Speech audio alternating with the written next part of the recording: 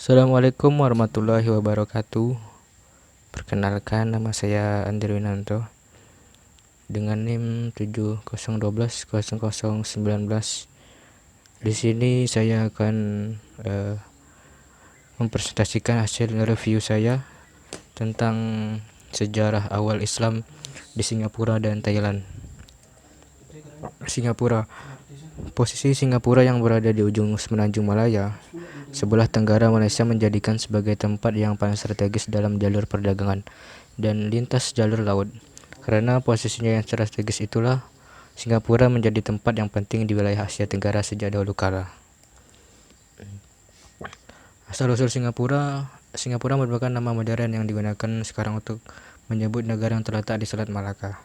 Penyebutan Singapura sering dihubungkan dengan kekuasaan Thomas Stamford Raffles yang menggagas proyek Singapura pada tahun 1818 karena kekecewaannya terhadap Belanda yang merebut kembali tanah Jawa dari Inggris. Kemudian Raffles menandatangani perjanjian dengan Temanggung Sri Maharaja untuk menguasai Pulau Singapura pada 19 Januari 1819. Maka tahun 1819 dipandang sebagai awal penggunaan nama Singapura untuk menyebut daerah tersebut. Akan tetapi asal-usul dan kemunculan istilah Singapura untuk pertama kalinya belum dapat dipastikan. Menurut asal katanya, Singapura berasal dari bahasa Sanskerta.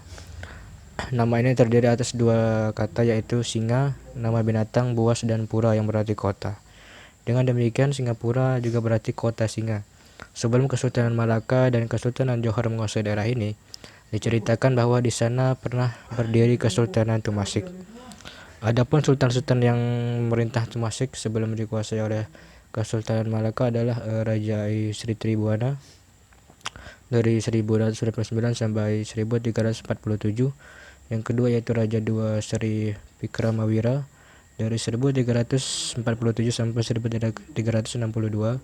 Yang ketiga yaitu Raja III Sri Ranawikema dari 1362 sampai 1375. Yang keempat yaitu Raja keempat Sri Maharaja 1375 sampai 1388. Raja keempat Sri Sultan Iskandar Shah memerintah selama 5 tahun di Singapura, sejak 1388 sampai dengan 1391. Kemudian di Malaka 1393 sampai 1397. Masuknya Islam ke Singapura terkait dengan proses kedatangan Islam di Asia Tenggara. Tentang proses kedatangan Islam di Asia Tenggara, para ahli sejarah berbeda pendapat mengenai kapan dan di mana datangnya. Teori pertama, teori Arab, menyebut bahwa Islam datang ke Asia Tenggara langsung dari Arab, tepatnya dari Hadramaut. Menurut teori ini, Islam masuk ke Asia Tenggara sejak masa abad pertama Hijriah atau abad ke-7 dan abad ke-8 Masehi. Proses masuknya Islam pada masa ini ditandai dengan dominasi pedagang Arab dalam perdagangan Barat Timur. Teori ini didukung dengan fakta dari sumber-sumber Cina yang menyebut bahwa menjelang abad ke-7 Masehi ada beberapa pedagang Arab yang menjadi pemimpin pada sebuah pemukiman Muslim Arab di pesisir pantai Sumatera.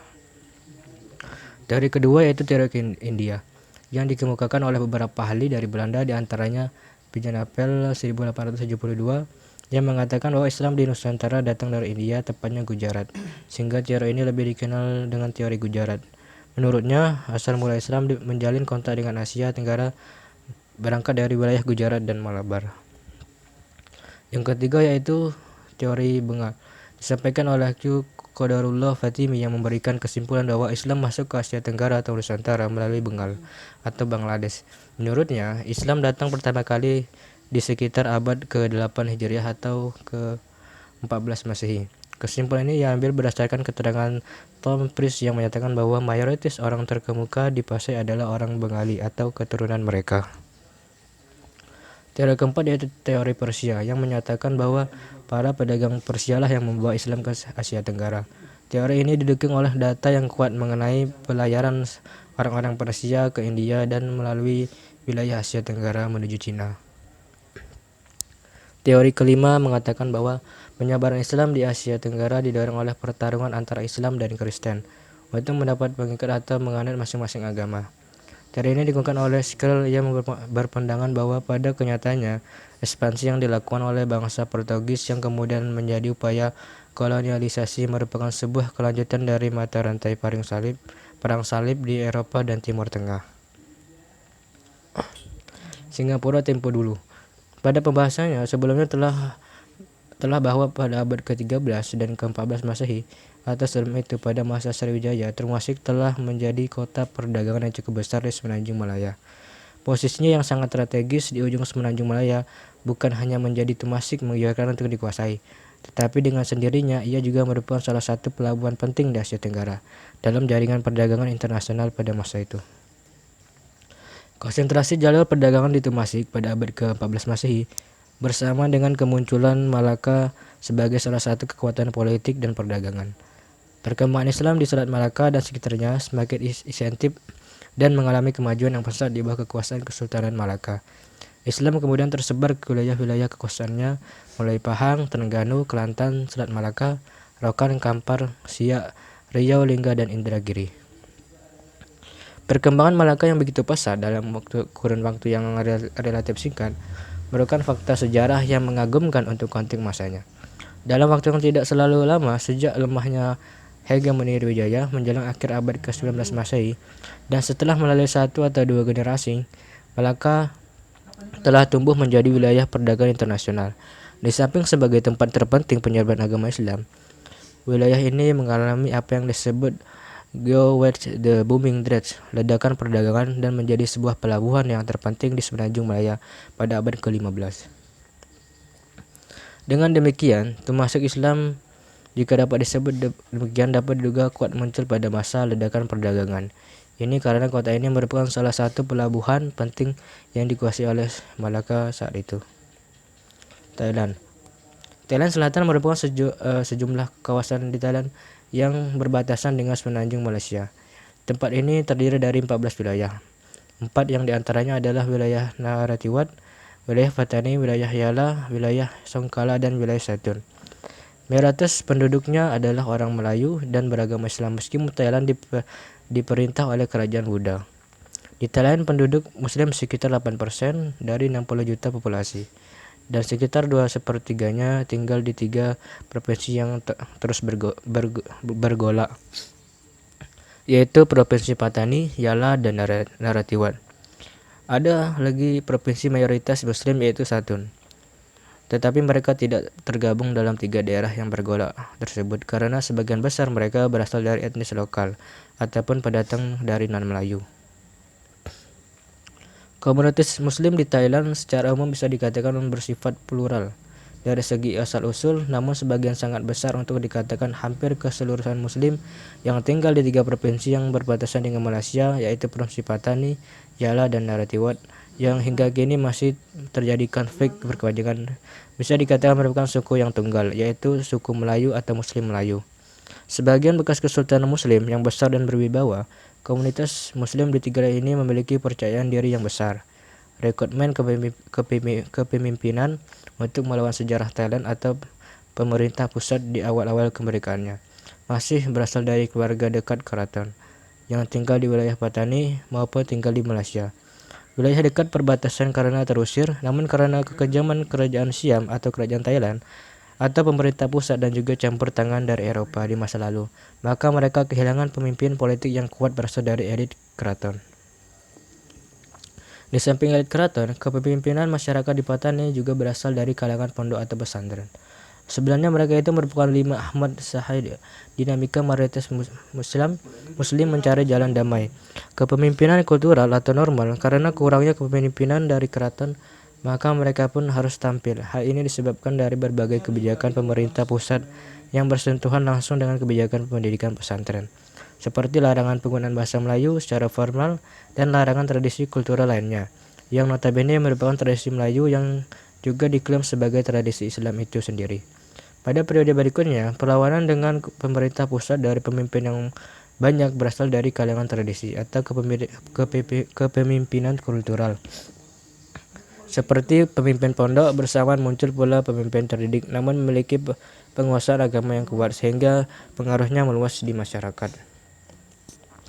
Cara kehidupan Muslim di Thailand Selatan. Sosial budaya Haji Abdul Harim Hel mengatakan sebagaimana dikutip oleh Ilham Nuareng, Mempertahankan kebudayaan Melayu berarti mempertahankan agama Islam. Nilai-nilai Islam merupakan suatu unsur yang paling terkesan dalam menentukan identitas Melayu Patani di Thailand Selatan. Sosial politik. Negosiasi politik oleh komunitas Muslim di bagian selatan Thailand sesungguhnya sudah terjadi sejak wilayah itu. Sejak wilayah itu diokupasi menjadi bagian dari negara itu. Sejak 902 ketika Thailand membuat perjanjian dengan Inggris di mana wilayah kerajaan Patani diokupasi menjadi bagian dari Thailand dan sebagian lagi diberikan kepada Inggris sehingga mengantarkan Thailand menjadi negara monarki konstitusional. Pendidikan agama Islam. Ahmad Tayang, seorang anggota Majelis Agama Islam di wilayah Yala sebagaimana dikutip oleh Ilham Nuereng dalam penelitiannya pada masyarakat Melayu, Patani mengajarkan Al-Quran diberikan sejak usia dini, mulai dari pengajian yang disebut Kadea, Alif Bata, sampai khatam Al-Quran. Bahkan masyarakat Melayu Patani berpegangan bahwa anak laki-laki dan perempuan tidak diizinkan menikah jikalau belum tamat dan mengajar Al-Quran. Dan sistem pengajarannya dilakukan di pondok pesantren tradisional dan di surau. Eksistensi Muslim di Thailand Selatan pada masa awal datangnya Islam di wilayah Thailand Selatan atau Patani atau Asia Tenggara pada umumnya sekitar abad ke-14 sampai abad ke-17. Hampir tidak ada konflik antara Muslim di Kesultanan Patani dan umat Buddha di sekitarnya.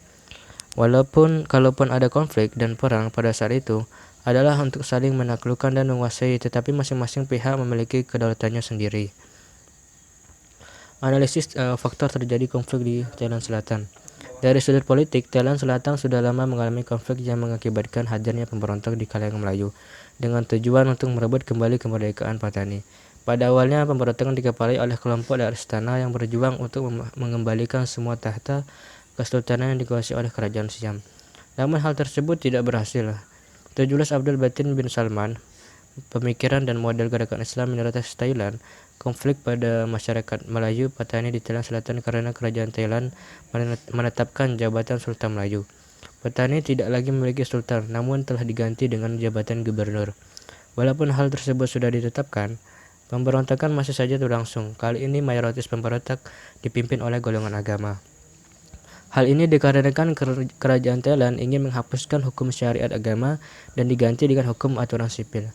Mereka menganggap kesucian ajaran Islam yang mereka amalkan telah dicabuli. Golongan ini masih teguh hingga hari ini, bahkan bersambung dari generasi ke generasi. Dari sudut ekonomi, pemerintah Thailand menggunakan politik eksploitasi di bidang ekonomi, melakukan penindasan ekonomi terhadap bangsa atau masyarakat melalui Patani, yaitu mengeksploitasi semua sumber daya alam di Patani. Penindasan ini dilakukan dengan politik monopolistik demi kepentingan golongan mereka dan untuk pembangunan kerajaan Siam Thai di Bangkok. Ekonomi dan kemiskinan dianggap sebagai salah satu faktor terjadinya konflik antara masyarakat dan pemerintahan. Thailand, meskipun wilayah Thailand Selatan merupakan tempat yang kaya akan sumber alamnya, tapi masih banyak masyarakat Melayu Patani di bawah garis kemiskinan. Pemerintah Thailand melakukan diskriminasi ke atas bangsa Melayu Patani dan menghisap kekayaan alam di Patani dengan cara perlahan dan tidak disadari oleh bangsa Melayu. Dengan merampas kekayaan bumi, kekayaan laut, emas dan sebagainya, pemasaran hasil bumi tidak dilakukan secara merata hingga menyebabkan terjadinya kemiskinan. Selanjutnya itu dari segi kebudayaan. Perdana Menteri ketiga pemerintah Thailand menggunakan kebijakan asimilasi merupakan salah satu cara penghancur dan mempersiapkan kebangsaan Melayu. Keturunan sosial dan kultural politik ini dengan membawa penekanan ke atas rakyat Melayu Patani supaya mengakui atas 3 konsep berikut: kebangsaan Siam, keluarga negaraan Siam, dan keturunan Thai. Masyarakat pada saat itu memberikan respon penolakan terhadap 3 wacana tersebut. Namun pemerintah justru memberi ancaman dan menganggap penolakan tersebut sebagai perlawanan terhadap kerajaan dan berhak untuk dicabut kewarganegaraannya. Masyarakat Melayu menerima budaya dan agama yang berbeda-beda. Hal ini berdasarkan kedatangan dari Hindu Majapahit, Siam, dan kolonial Belanda. Pedagang Muslim yang berdatangan di wilayah Patani juga sekaligus mengantarkan dakwah sehingga mereka mengikuti syariat Islam. Sekianlah dari review saya. Lebih dan kurangnya saya mohon maaf. Wassalamualaikum warahmatullahi wabarakatuh.